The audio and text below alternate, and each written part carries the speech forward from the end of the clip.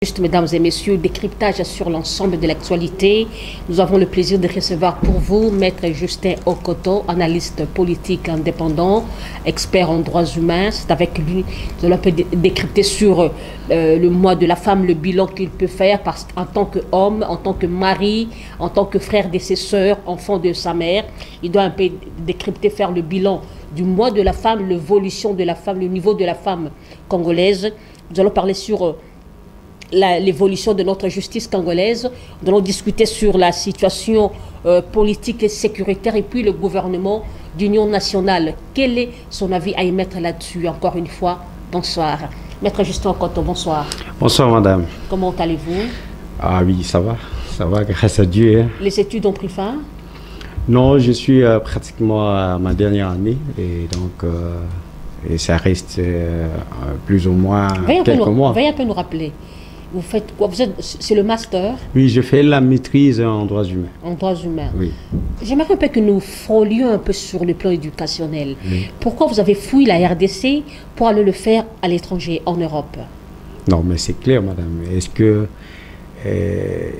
très honnêtement, il faut le reconnaître qu'il y a un problème sérieux d'éducation et surtout de la qualité d'enseignement dans notre pays. Et il faut vraiment beaucoup d'efforts. Et moi, je n'étais pas vraiment convaincu en termes de qualité sur le plan d'enseignement. Alors, j'ai jugé bon de pouvoir aller approfondir la question à l'extérieur. En fait, lorsque vous étudiez là-bas à l'étranger, ça ne vous gêne pas? Non, ça ne me gêne pas. On ne se moque pas de vous, qu'il n'y a pas de qualité au niveau éducationnel dans votre pays. Vous venez étudier ici. Comment ça se passe un peu? Bon, en réalité, ce n'est pas seulement les Congolais qui sont là, c'est presque tout le continent du monde. On se moque de l'Afrique.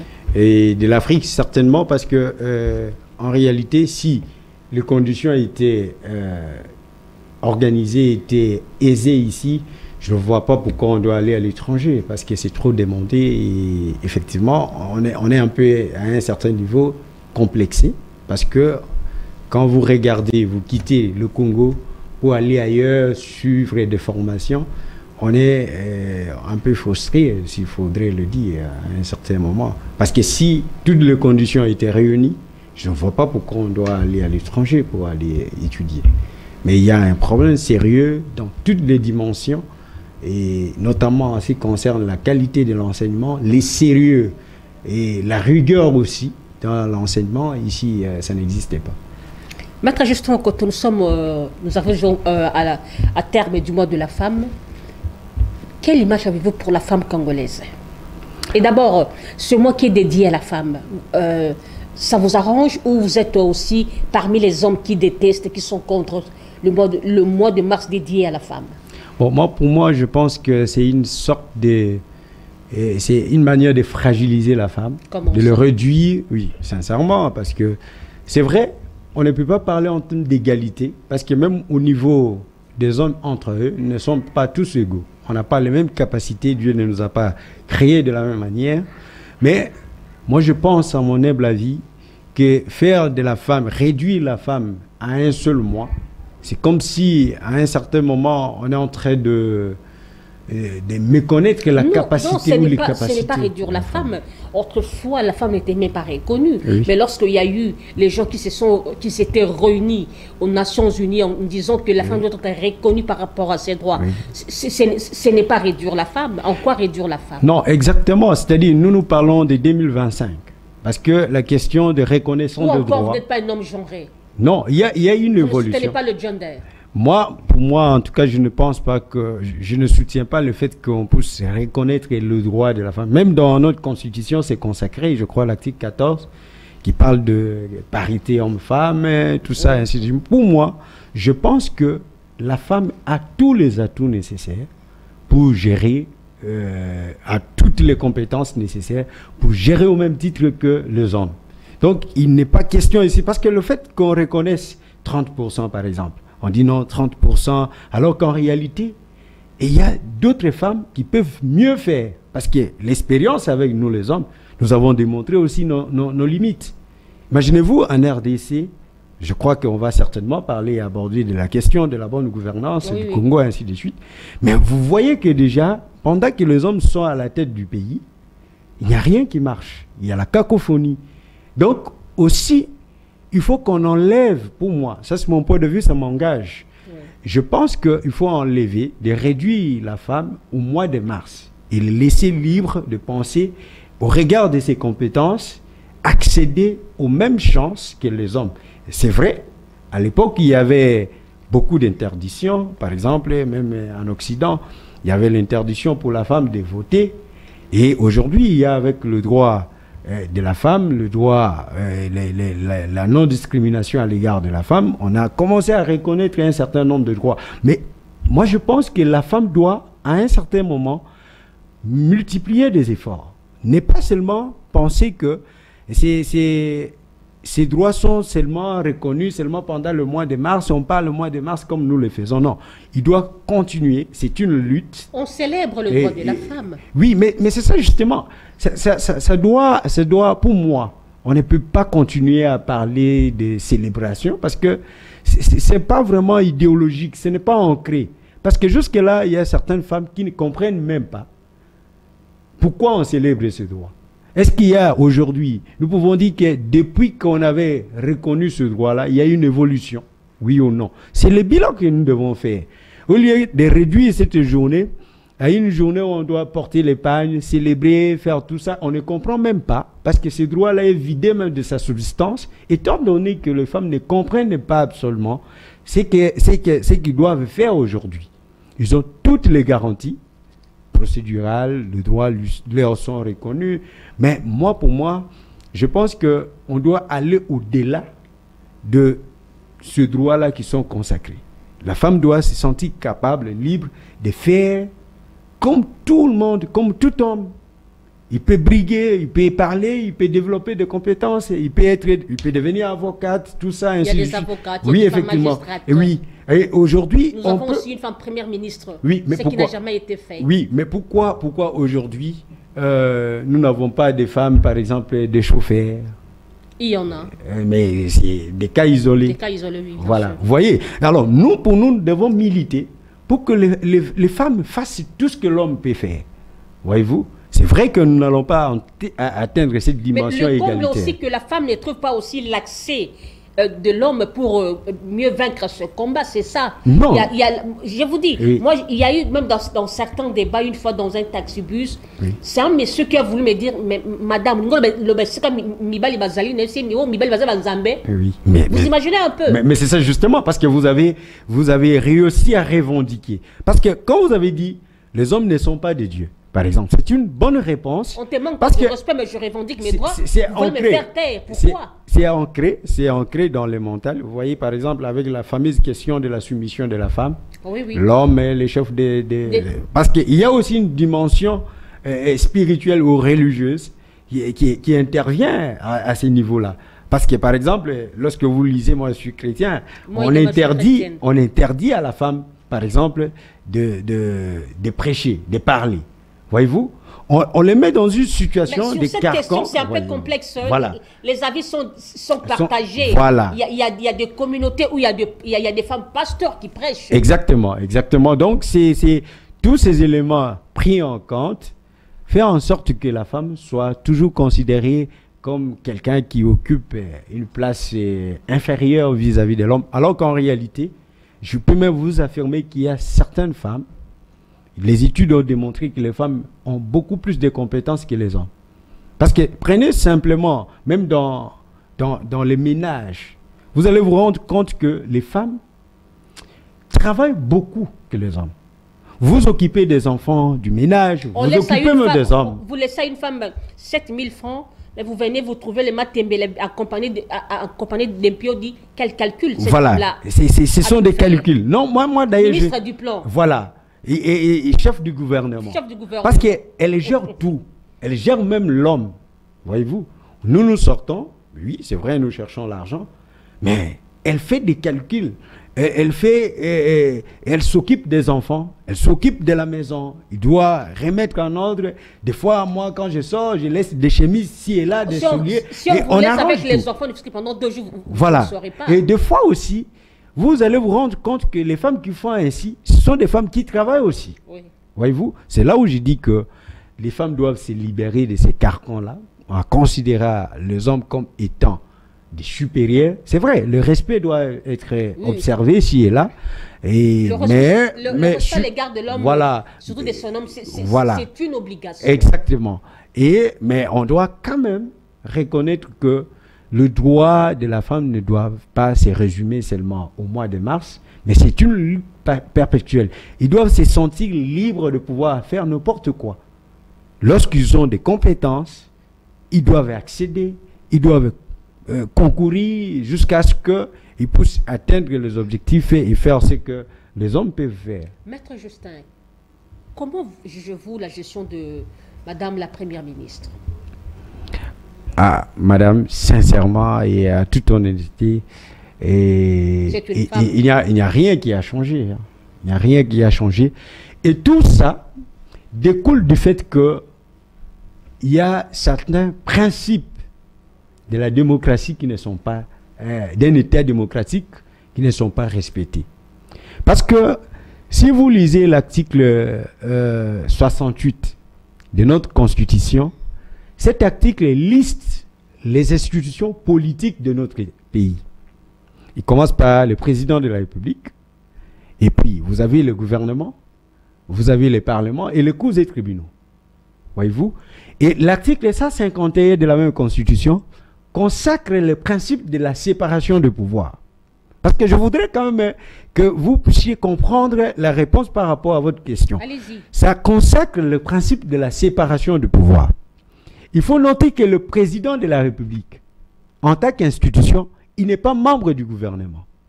Il est membre de l'exécutif, parce que notre exécutif, il est bicéphale, c'est-à-dire constitué du gouvernement d'une part et du président de la République. Mais c'est lui qui gère au quotidien. L'administration publique et tous les services, c'est le gouvernement. Ouais. Si aujourd'hui nous avons besoin de l'eau, de la sécurité, ainsi de suite, nous allons poser la question aux membres du gouvernement qui est coiffé ou qui est chapeauté par les chefs du gouvernement que nous avons aujourd'hui, Madame Judith Souminois. Mais en réalité, s'il faudrait que je réponde à votre question, je peux vous dire que le bilan est négatif ou largement négatif. Pourquoi je le dis? Dans tous les secteurs de la vie. Aujourd'hui, dans notre pays, je ne sais pas si aujourd'hui, nous pouvons être fiers d'être reconnus, d'être appelés Congolais. Parce que dans tous les secteurs de la vie, d'abord, la dame est dans un carcan du fait que, parce que je vais parler de la question de séparation du pouvoir, du fait que tout ce monde-là exécute, entre guillemets, la vision du chef de l'État. Or, le pays ne se gère pas sur base de la vision du chef de l'État, mais le pays se gère sur base d'un programme du gouvernement qu'il faut suivre. C'est vrai, même si l'émanation est d'origine, on nomme, c'est la Constitution qui veut que le Premier ministre soit nommé par le président de la République, mais on n'exécute pas la vision du président de la République. On exécute le projet ou le programme du gouvernement qui est arrêté en concertation avec le président de la République. Mais vous le verrez tous. Aujourd'hui, alors que nous sommes attaqués, je sais qu'on va aborder peut-être la question sécuritaire, oui. Mais vous allez voir que aujourd'hui, tous les membres du gouvernement, à commencer par la Première ministre, alors que nous sommes sous occupation, on est en train de faire des campagnes de sensibilisation. Moi, je me demande, mais on est où? Est-ce qu'on comprend ce qu'on fait? Est-ce qu'on comprend ce qu'on fait? Donc, là, il ne faut pas condamner la femme. Non, mais c'est elle. Elle est sous un système, s'il faut le dire, Samaloukonde 2, sous un système Tossa Obika. Mais madame, alors, disons, si on est dans un système Tossa Obika, ça veut dire qu'on ne gère plus pour l'intérêt de la population. Voyez-vous? On ne gère pas pour on gère pour ses intérêts égoïstes et personnels. Et ce n'est pas ce Congo-là que nous voulons. Ce n'est pas ce Congo-là que nous voulons. Parce que nous, l'objectif, Nani Jean-Jacques Rousseau, dans sa théorie du contrat social, a expliqué l'importance de l'État. L'État est assimilé à une société dont tous les Congolais, président de la République ou non, sont des associés. Nous sommes tous là des associés. Même si vous êtes chef de l'État, mais vous n'êtes pas plus Congolais que les autres. Et c'est ce que nous devons comprendre. C'est-à-dire que dans le contrat social, cette théorie-là, on a estimé que, à l'origine, chaque individu a ses droits naturels. C'est vrai, même si la Constitution reconnaît le droit, les droits de l'homme, les droits à la vie, les droits à tout ça, mais ce sont des droits naturels, innés. C'est Dieu qui nous a créés. Nous tous là, nous naissons vivants. Nous avons la vie venant de Dieu. En naissant, nous avons le droit à la vie. Nous avons chacun d'entre nous le droit à la liberté. Nous avons chacun de nous le droit à la propriété. Je sais que parmi nous, là, tous les Congolais, même si vous n'avez pas de moyens. Le système politique pose problème. Mais oui, mais c'est ça justement. Alors, en ce moment-là, c'est comme ça que on a estimé... on peut dire que le pouvoir bouffe ses propres fils. Oui, mais c'est ça justement. Alors, dans cette théorie-là, Rousseau conclut que tout gouvernement qui n'est pas à mesure de pouvoir sécuriser le droit naturel de l'homme doit dégager et être remplacé. Et donc, si vous êtes au gouvernement, nous avons un gouvernement élu, entre guillemets, avec tout ce que nous avons connu dans les élections passées, mais sur le plan de la légalité, vous avez été proclamé, ainsi de suite, on vous admet en tant que tel, mais vous devez travailler pour l'intérêt des Congolais. Vous ne pouvez pas travailler pour vos intérêts égoïstes. Parce qu'aujourd'hui, nous avons un gouvernement. Entre le gouvernement et entre les gouvernants et les gouvernés, qui se retrouvent. Vous sentez un décalage terrible entre les gens qui gèrent et la population qui est gérée. Gardez la matière, nous sommes le sujet sur le mot de la femme. Nous voulons conclure sur cette question. Oui. Vous êtes le mari de son épouse. Excusez-moi. Oui.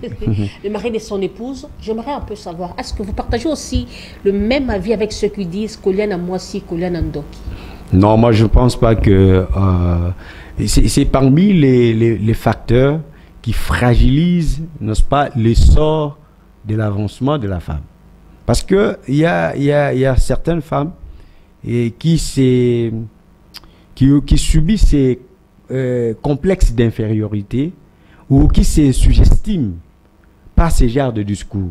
Je vous ai énoncé tout à l'heure ici que voilà, il y a une dimension aussi spirituelle qui intervient. Lorsque par exemple on arrive à l'église, on vous dit que non, la femme ne peut pas enseigner.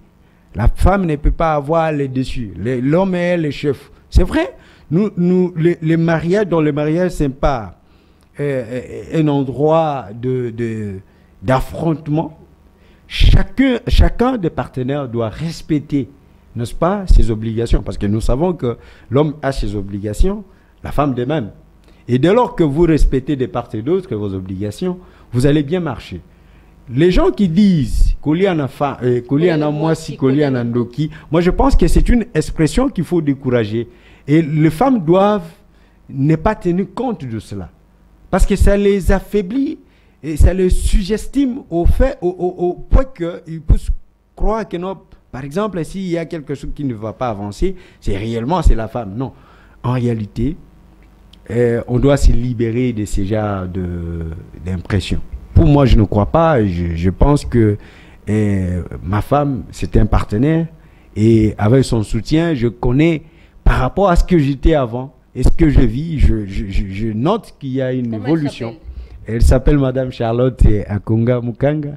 Je la salue là où elle est, à Bruxelles. Nous saluons aussi Madame Charlotte. Ah oui, elle est à Bruxelles, oui. Et voilà. J'aimerais que nous parlions un peu sur la question de la justice. Oui. Comment vous trouvez l'évolution de notre justice? Il n'y a pas d'évolution. Ah bon? Oui. Sincèrement, moi je suis avocat. Je suis parmi les acteurs de la justice et je peux vous affirmer qu'il n'y a pas d'évolution. Bien au contraire, c'était un regret. Je sais que partout au monde, il n'y a pas une justice. Nous n'avons pas de... Mais au moins, on a des éléments d'appréciation pour dire que non, réellement, il y a quand même une évolution. dit qu'il y a une évolution, je ne sais pas dans quel secteur et dans quel domaine. Parce qu'au niveau, chez nous, il y a vraiment l'injustice, d'ailleurs, qui ne fait que, qui continue toujours à s'enraciner dans tous les secteurs. Aujourd'hui, si vous avez une affaire en justice, après avoir plaidé une cause que vous estimez avoir droit, parce qu'en réalité, même avant que le juge ne rende la décision, vous vous pressentez que non, vraiment le droit est de mon côté. Mais qu'est-ce que nous constatons dans la pratique? Vous partez avec un dossier, vous plaidez une affaire, le juge comprend les faits, mais il va vous donner, une décision que vous ne comprenez absolument rien. Quel est le fondement de cette décision? Parce qu'en réalité, le juge ne dit pas le droit selon ses appréciations personnelles. Non. L'article 150 de la Constitution dit que le juge, dans l'exercice de sa mission, n'est soumis qu'à l'autorité de la loi. Ça veut dire quoi?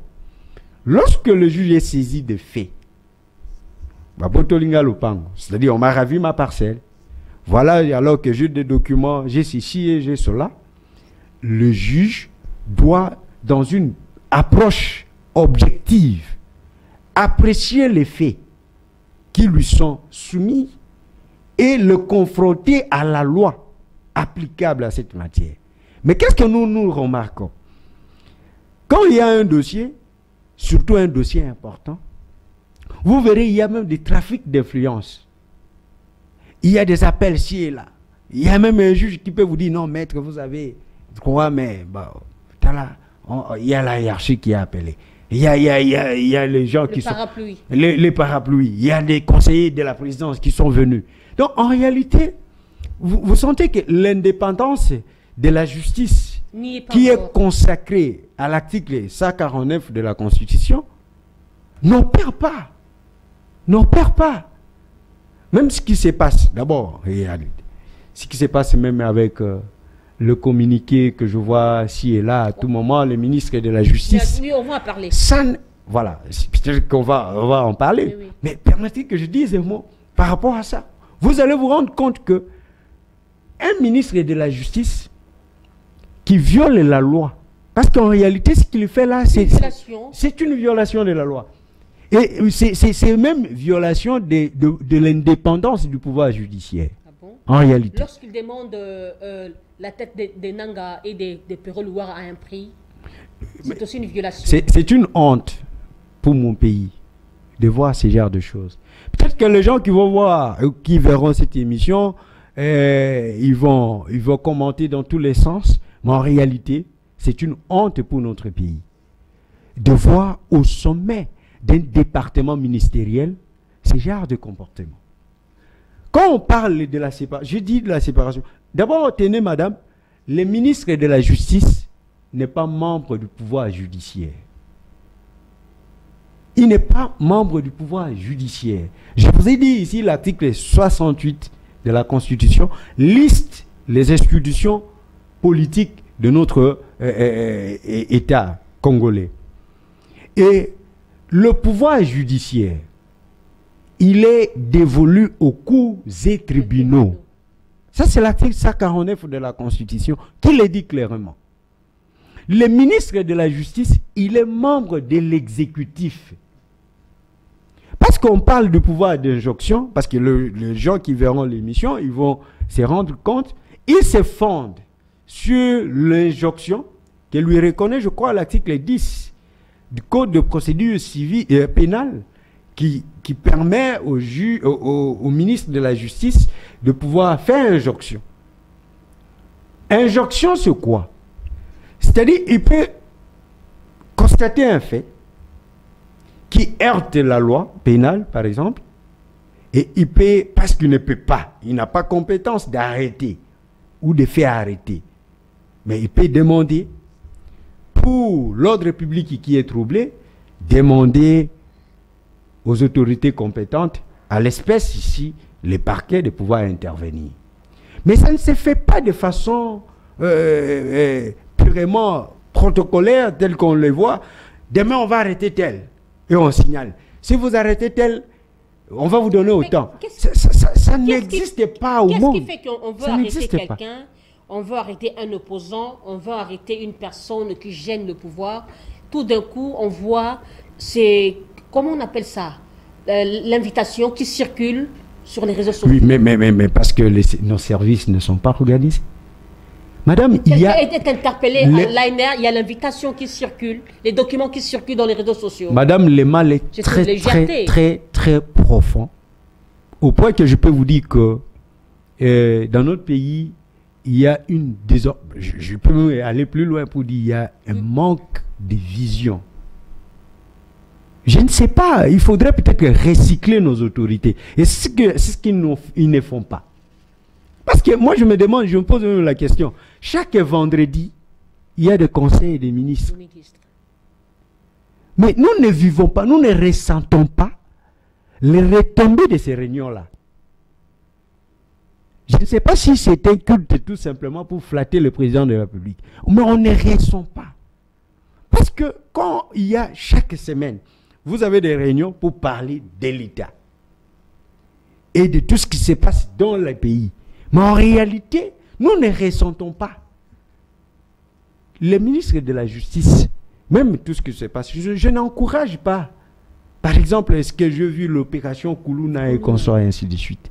Madame, l'état de droit ou le respect de la loi n'est pas seulement vis-à-vis de ces des gouvernants ou des gens qui violent la loi, mais aussi le caractère impersonnel de la loi et concerne aussi les gens qui appliquent la loi. C'est comme ça que chez nous, nous avons non seulement le code pénal, mais également nous avons le code des procédures pénales. Vous avez soulevé une très bonne question par rapport à ce dossier des Koulouna. Oui. Autrefois, c'était on arrête les Koulouna, on les envoie à Kanyama KCC sans être jugés. Est-ce que c'était vraiment normal? C'était dans les normes judiciaires. Et aujourd'hui, on les arrête pour les transférer dans des prisons. Oui, mais qu'est-ce qui est plus mieux? Qu'est-ce qui est plus judicieux? Non, mais là, il faut nuancer. Parce que, par exemple, avec les systèmes, je crois il y a un général qui est en train de piloter Lubuya, oui, qui a transformé... Il y a un problème, madame. Parce que les cadres il n'y a pas suffisamment du temps pour développer ce genre de questions. Parce que quand je vous ai dit que tout ne va pas dans tous les secteurs, imaginez-vous, avec l'opération qui est pilotée par le général Lubuya, moi, je peux saluer cette opération-là. Pourquoi je dis... Le service national. Les services nationaux, les bâtisseurs. Aujourd'hui, nous avons des gens, des enfants qui étaient dans la rue, et de Koulouna, comme vous voulez les nommer, mais qui sont aujourd'hui encadrés et qui commencent déjà à rendre service à l'État. Parce que quand ils produisent, j'ai vu des bancs qui sont produits et les écoles de l'État sont bénéficiaires. C'est une bonne chose. C'est ça même l'objectif. Quand on parle de CPRK, c'est quoi? C'est les centres de rééducation. Mais est-ce qu'on rééduque? On ne rééduque pas. Voyez-vous? Alors, quand on fait ce genre d'initiative, on peut encourager. On peut noter que c'est une avancée. Parce que ça ne suffit pas seulement d'arrêter, faire ceci ou cela. Mais c'est... Pourquoi nous avons tous ces Koulouna ici? Pourquoi nous avons des jeunes qui ont dans l'insécurité? C'est parce qu'il y a un manque à faire. Il n'y a pas d'initiative. Même le président lui-même l'a dit, que vraiment l'État ne sera pas en mesure de donner du travail. Mais alors, si l'État n'est pas en mesure de donner du travail, même les particuliers peuvent donner du travail, mais dans quel climat d'affaires? Une insécurité partout. Vous avez des gens, des pauvres citoyens qui ont des initiatives, des petits projets à faire développer dans leur État, mais vous verrez, ce sont toujours des ministres et des gens là, rétro-commission. Attendez un peu. Voyez-vous? Par rapport, il y avait eu les états généraux de la justice dernièrement. Oui. Il y a eu les résolutions qui étaient sorties, malheureusement. C'est les membres des Sinamag qui s'y étaient opposés farouchement. Oui. Dites-moi un peu, quel est le profil d'un ministre de la justice pour notre pays? Non, le grand problème, c'est quoi? Il faudrait aussi tenu compte du contexte de la tenue de ces États généraux. Déjà, en allant dans les États généraux, il y avait des préjugés. Voyez-vous, il y avait des préjugés, il y avait des guerres entre, d'une part, les ministres de la Justice et d'autre part, les magistrats. Il y a eu comme un bras de fer là. Un bras de fer. Et c'était visible. Or, ce n'était pas important. Ce n'était pas important. Je crois qu'il y a certaines choses qui devaient être orientées autrement. C'est-à-dire, les magistrats tels qu'ils sont là, ils ont des règles déontologiques. On enseigne les magistrats comment ils doivent se comporter lorsqu'ils gèrent des affaires, ainsi de suite. Il y a des cadres aussi. Il y a des cadres. Lorsqu'un magistrat s'écarte de la ligne qui est tracée, vous avez des chambres disciplinaires. Et c'est là où il y a aussi un problème sérieux, l'impunité. Parce que des fois, non, il y a des expressions telles que le loup ne se mange pas entre eux. C'est là où j'étais d'accord avec le ministre de la Justice lorsqu'il a dit qu'il faut étendre les cadres. C'est-à-dire que dans la chambre disciplinaire, il faudrait qu'on reconnaisse d'autres acteurs pour pouvoir intervenir lorsqu'il y a commission des bavures, des violations des règles déontologiques ou lorsqu'il y a une violation criante. Parce qu'en réalité, il y a un sérieux problème. Je vous ai dit que quand vous avez un dossier, vous arrivez, on vous répond, on vous donne des décisions qui ne sont pas motivées comme la loi le veut. Voyez-vous? Mais à ce niveau-là, lorsqu'il y a un magistrat qui rend une telle décision et qui est accusé par ses pairs, magistrats, des fois, il y a des arrangements et tout ça ne favorise pas l'équité du procès. Voyez-vous? Et c'est à ce niveau-là que moi je dis que non, l'objectif de la tenue des États généraux pour repenser et examiner le cause ou le mot qui ronge la justice était quand même bienvenu. Mais ce n'était pas dans un contexte objectif. Pourquoi? Parce qu'il y avait de part et d'autre, il y avait une tension, un climat de méfiance entre les ministres de la Justice d'une part et le magistrat. Et exactement dans ce volet-là, je vous dis que le ministre de la Justice actuel, avocat de son État, a institué une commission. Laquelle commission est dénommée, je crois, Justice pour tous. Et cette commission, madame, a pour objectif de pouvoir examiner la régularité de l'exécution des décisions qui sont rendues. Moi, je pense, à mon humble avis, que sur le plan, dans une perspective légaliste, c'est une commission qui n'a aucune assise juridique pour son existence. Comment ça? Parce qu'il ne revient pas au ministère de la Justice de pouvoir examiner si la décision est conforme ou non, si le juge a bien rendu la décision ou non. Nous avons des voies de recours. Nous avons des voies de recours qui sont organisées dans notre pays.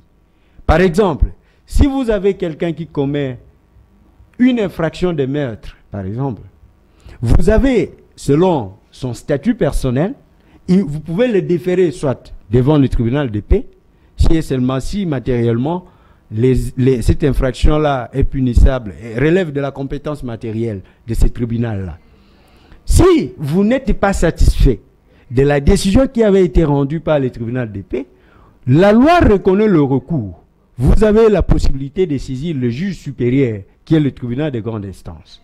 Si vous n'êtes pas toujours satisfait, en ce moment-là, le juge des tribunaux de grande instance, qui a statué en tant que le juge d'appel, vous avez encore d'autres possibilités de saisir la Cour de cassation.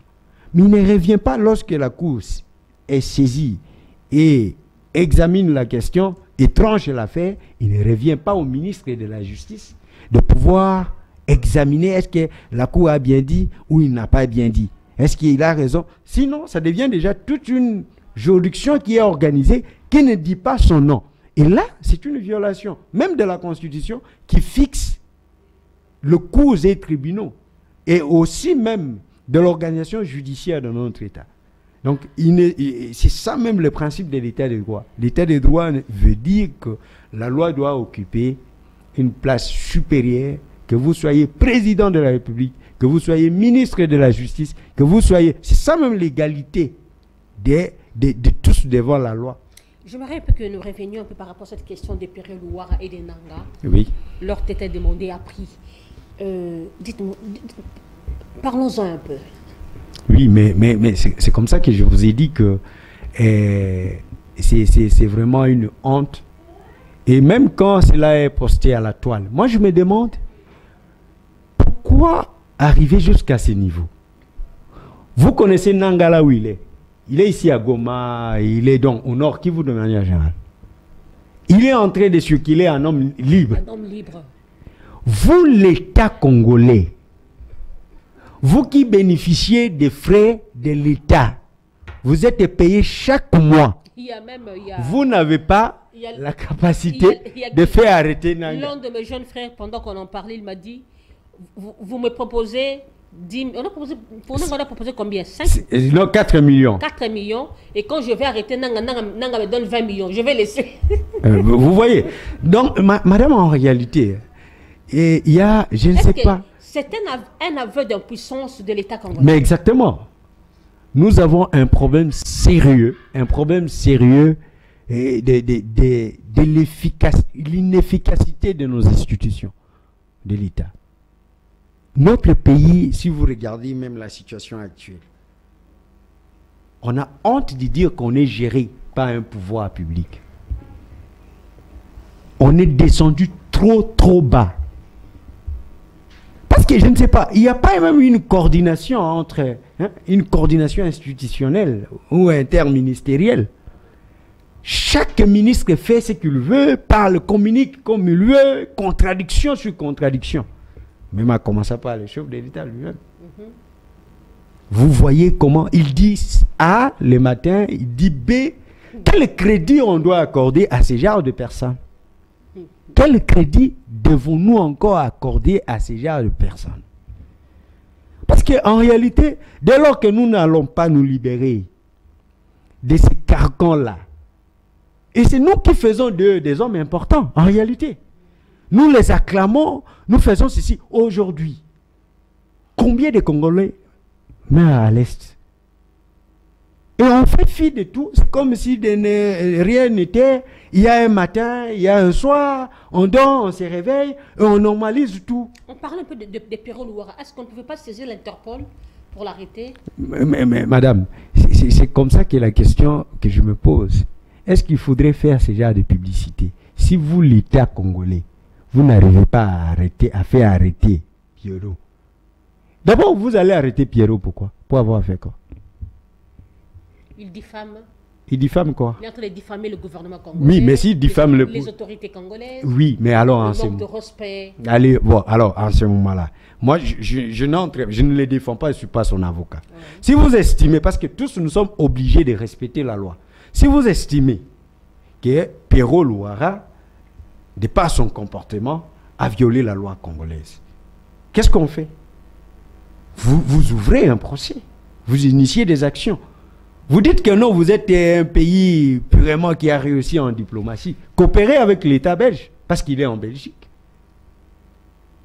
Demandez, faites une commission rogatoire, s'il y a un dossier qui est ouvert ici, demandez au procureur du roi à Bruxelles de pouvoir répatrier Pérélouara pour qu'il soit jugé. Est-ce que pour ça, vous allez faire un communiqué? C'est là où on dit que le ministre de la Justice, il est populiste. Mais je l'ai suivi dans l'émission avec Israël Mutombo. Il a dit si c'est ça. Non, mais c'est ça effectivement. Parce qu'on n'a pas besoin que vous puissiez faire ce genre de choses pour être reconnu. Madame, au fond, tous ces gens-là font ce qu'ils font. Même Jean-Pierre Bemba, même la première ministre. Ils sont tous là en campagne. Apparemment, ils ont tous emboîté le pas de Jean-Pierre Bemba. Oui, ils sont tous là en campagne. Alors que nous avons un problème de transport ici à Kinshasa, il n'y a pas de bus, il n'y a pas de route, il n'y a pas ceci, c'est là, les embouteillages ici et là. Mais ils sont là. Avant d'arriver ici. Voilà, mais ils sont là en train de faire des campagnes pour intégrer l'armée. Vous voyez qu'il y a un manque de vision. Donc, ce gouvernement a démontré vraiment ses limites, qu'on est dans les... On ne s'était pas vraiment préparé. On ne s'était pas préparé, en réalité. C'est un gouvernement qui n'a pas de vision. Qui n'a pas de vision. Très honnêtement. Parce qu'on se réveille, il n'y a pas un programme, on ne sait pas où nous sommes en train de partir. Nous ne connaissons même pas. Il n'y a pas un programme. On ne demande pas que tout soit dévoilé à la toile, mais nous devons quand même ressentir que nous, on est en train d'évoluer. On est en train d'évoluer. On n'évolue pas, on n'avance pas. Et c'est ce qui est dommage, ce qui est vraiment déplorable d'être géré par les gens qui n'ont pas de vision. Maître Justin Okoto, j'ai bien prononcé, hein? Oui. Vous êtes le frère de Charles Okoto? Non, on est tous de même territoire. C'est un vieux du territoire. On est du même territoire.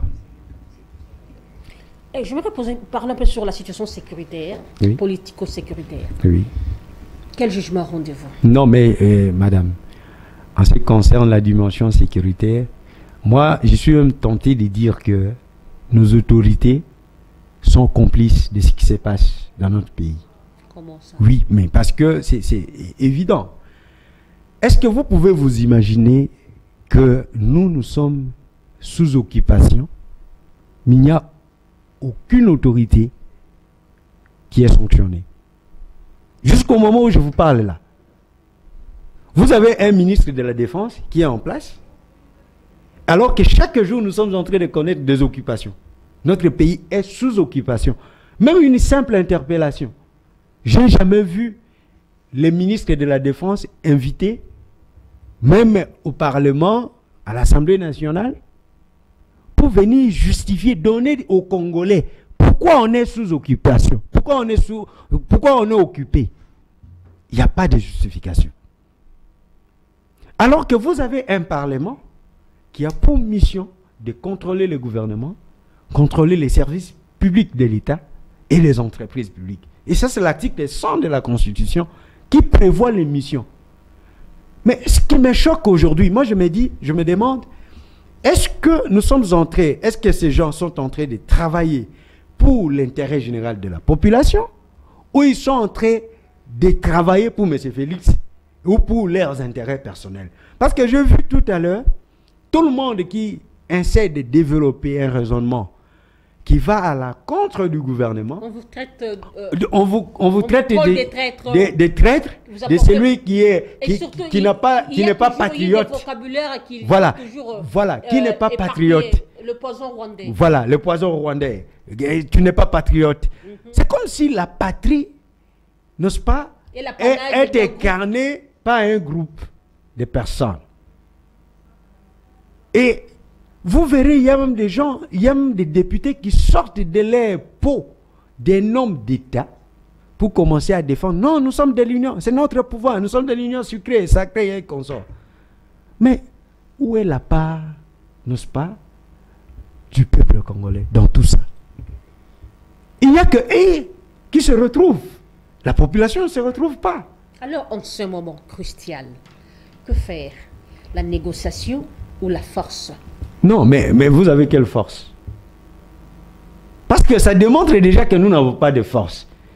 C'est maintenant, on ne sait pas anticiper les choses. On ne sait pas, des fois le chef d'État refuse, il dit que je ne peux pas négocier avec les pantins, c'est par après, ils acceptent, on ne comprend pas maintenant, c'est la diplomatie, c'est la force, que faire maintenant? Non, mais, parce que les gens continuent à mourir au jour les jours, pour moi en réalité, c'est comme ça que quand on est autorité, il faut éviter de trop parler.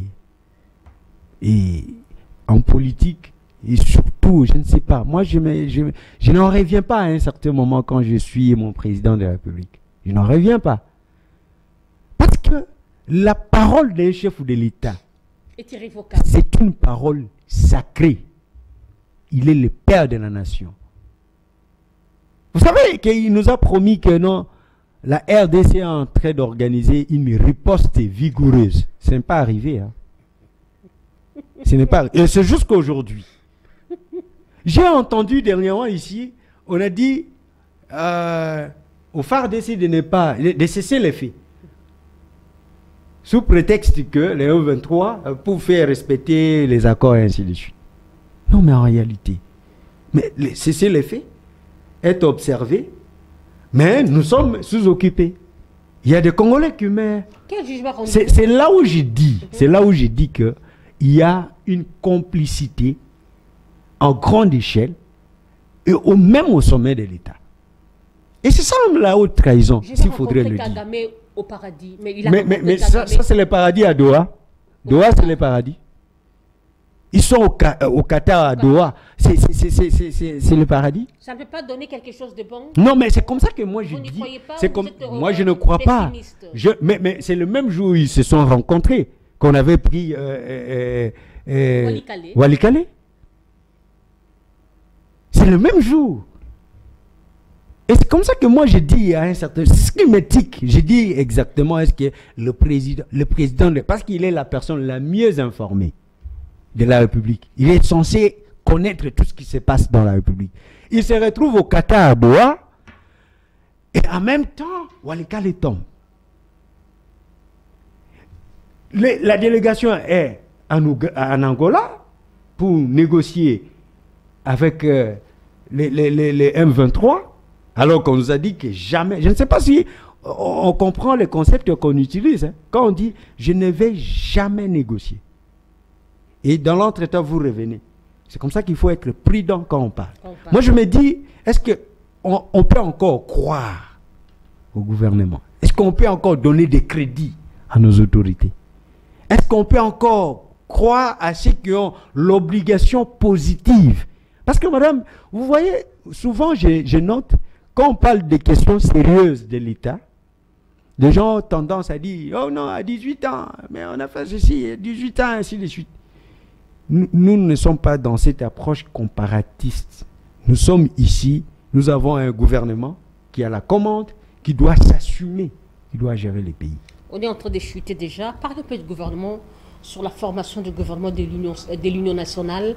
Il y a déjà les consultations. Est-ce que ça sera une chose salvatrice? Qu'est-ce que ça va donner?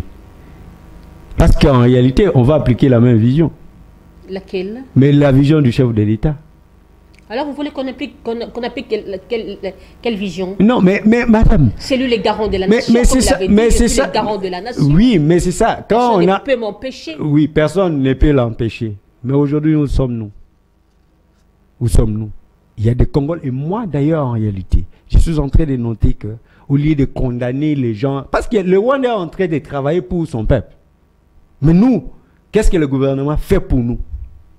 Le gouvernement ne fait absolument rien. Moi, je ne peux pas condamner les rebelles. Parce que le Congo, au regard même des richesses qu'il a, on va nous attaquer. Mais nous devons avoir des moyens nécessaires pour...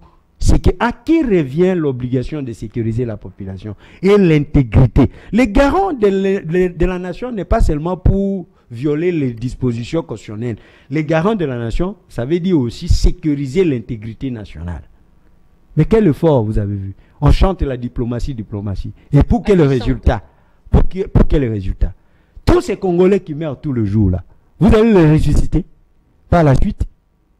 Et c'est là où moi j'ai dit que la faute incombe au gouvernement congolais qui a manqué à ses obligations positives de sécuriser le peuple. Pour chuter en ces constants, le gouvernement, entre guillemets, d'union nationale, mais ces gouvernements-là ne va pas... D'ailleurs, il n'y aura pas quelque chose. Ça, c'est les remaniements qu'on va faire. Je vous dis que... Non, mais on a accordé beaucoup de crédits. On a cru, on a pensé que non, voilà, nous avons un frère qui est de père et de mère, il est patriote, il a donné toutes les promesses. On connaît sa mère et son père, ils sont à limiter. Mais aujourd'hui, opération Toye Bindako. Mais aujourd'hui, qu'est-ce que nous vivons? Est-ce que vous pouvez être fiers? Aujourd'hui, vous pouvez dire que non, moi je suis Congolais, je suis géré par un État, par les institutions étatiques. Donc, vous sentez qu'ils sont dans l'impréparation, Même ce qu'ils ont vu, ce qui s'est passé hier, c'est l'union sacrée qui consulte l'union sacrée. Ce sont les gens de la même famille. Ils vont discuter sur les postes. Est-ce que vous pensez qu'ils vont discuter sur les questions essentielles de la population? Mais quelque part aussi, lorsque l'opposition, les têtes figurantes, les têtes emblématiques de l'opposition, telles que Fayoulou, Katumbi, Sesanga, Kabila et consorts, oui, refusent cette offre, c'est aussi être trop extrémiste. Non, c'est parce qu'ils connaissent déjà qu'il n'y a pas de vision. Le problème ici, ce n'est pas... Parce que tout ce monde-là, ils vont appliquer quoi? On va revenir sur l'internat, les chassons des garants de la nation, vision des chefs de l'État. C'est comme ça que vous voyez même Mme Siminois, elle n'est pas libre. Elle n'est pas libre de faire quoi que ce soit ou de faire appliquer, n'est-ce pas, le programme du gouvernement. C'est plutôt, il s'agit d'une vision. Ils sont dictés. Les chefs ont dit, vous avez vu Guy Luando. Lorsqu'il y a eu le projet, lorsqu'il y avait des annonces sur le changement de la Constitution. Guy Luando a dit, qui suis-je pour m'opposer aux paroles des chefs de l'État? Est-ce qu'on peut arriver jusqu'à ça? Même si le chef de l'État n'est pas un dieu, il peut commettre des erreurs. C'est comme ça qu'il est là de conseiller. Malheureusement, le conseiller ne travaille pas. C'est lui qui conseille. Malheureusement. Et donc, c'est pour vous dire, madame, que vraiment, ceci, il y a la mauvaise gouvernance, il y a tout ça, mais c'est ça. Les pistes de solutions. En ce moment, je vous ai développé la théorie de Rousseau, que moi je pense. Parce que déjà, ce gouvernement a démontré ses limites. La moindre des choses qu'il faut faire, c'est peut-être de démissionner. La démission n'est pas congolaise. Non, mais alors, si c'est comme ça que vous voyez, quand on ne veut pas, parce que ce qui crée ce qu'on appelle, sinon un jour on risquera de se retrouver devant une situation de la révolution. Voyez-vous? Parce que vous voyez, il y a toujours un groupe de gens, on nomme, pendant qu'on est en guerre, au lieu de nommer, de renforcer la capacité. Madame, un mot seulement, parce qu'on parle du poids lié au gouvernement. Pourquoi ne pas prendre l'argent qu'on veut former le gouvernement là et donner des moyens, n'est-ce pas, aux militaires? Parce que j'ai vu, le ministre de la Justice a fait de tout d'horizon dans des églises pour chercher des cotisations. Mais vous savez que d'abord, pour débaucher les gens, parce qu'on va débaucher les gens, pour débaucher les gens, on va donner, ce sont des propositions, c'est l'argent qui va circuler. Pour faire croire aux gens que non, voilà, on a trouvé une solution. C'est une solution mécanique. Mais c'est cette frustration-là qui crée la rébellion, les Nanga et consorts. Aujourd'hui, là, c'est parce que vous lui avez pris, je ne justifie pas la prise d'armes, mais c'est parce que vous avez fait ce que vous voulez, il y a le Kabouya qui prononce des choses, vous parlez même de l'union nationale. Est-ce que c'est le moment de parler de Kabila, il est ceci, il est rwandais, il est ceci? Mais même Jean-Pierre Bemba, il était dans la rébellion, non? Est-ce que tous ces gens-là ont des leçons à nous donner? C'est comme ça que moi je dis qu'en réalité, pour de vrai, ce gouvernement-là ne va rien répondre tant que, à commencer par le président de la République, on n'aura pas compris qu'il faudrait avoir des idées solides, une vision claire, de programmes clairs, axés sur l'intérêt général. Maître Justin Okoto, vous allez devoir regarder la caméra. Adressez-vous au public, votre mot de la fin. Merci. Tout ce que je vais dire, je déplore sérieusement, mais tout simplement, je dis à tous les Congolais, dignes de son nom, nous devons être trop exigeants vis-à-vis, peu importe votre statut politique, nous devons être exigeants vis-à-vis de ceux qui nous gèrent. Parce qu'aujourd'hui, nous voyons surtout à Kinshasa, il y a des immeubles qui se construisent ci et là, 9 ou 10 niveaux, mais il y a des trous. Pourquoi on ne peut pas prendre l'argent des fiscs pour arranger la ville qui est notre miroir? Les conditions de vie, l'insécurité ci et là. Le ministre de l'Intérieur n'est pas interpellé. Tout le monde, c'est parce que, voilà, il est de la famille du chef de l'État, il est ceci, il est cela, on ne peut pas le toucher. Est-ce que la vie des Congolais n'est-elle pas égale à la vie de ceux qui sont, entre guillemets, de la famille du chef de l'État? Donc, ici, être patriote, ça se vit, ça ne se dit pas. Nous le vivons. Et nous voyons que non, voilà, les Congolais, nous devons nous aimer et éviter les tribalismes, les discours de la haine, et ainsi de suite. Et nous allons demander aussi au chef de l'État de bien travailler parce que ça nous tique. Ça nous tique. La loi vous reconnaît le droit de déclarer la guerre. Si vous ne voulez pas déclarer la guerre, négociez. Négociez pour préserver la vie, n'est-ce pas, de la population. Parce que, d'une part, vous ne négociez pas. D'autre part, vous ne déclarez pas la guerre, vous ne vous assumez pas. Mais c'est nous qui perdons. Même si aujourd'hui, mais par la suite, on va recouvrir l'intégrité territoriale, mais il y a des Congolais qui sont déjà morts. Donc, à ce niveau, vous êtes là, vous vous rencontrez avec Kagame, je ne sais pas, sur bas de quoi, peut-être que vous avez encore conclu des accords que nous ne connaissons pas. Merci, Maître et Justin. tout ça, ça fait mal pour le Congo. Maître Justin Okoto, merci d'avoir répondu à notre invitation. Nous vous souhaitons bon retour au pays. Merci beaucoup, madame, c'est avec plaisir.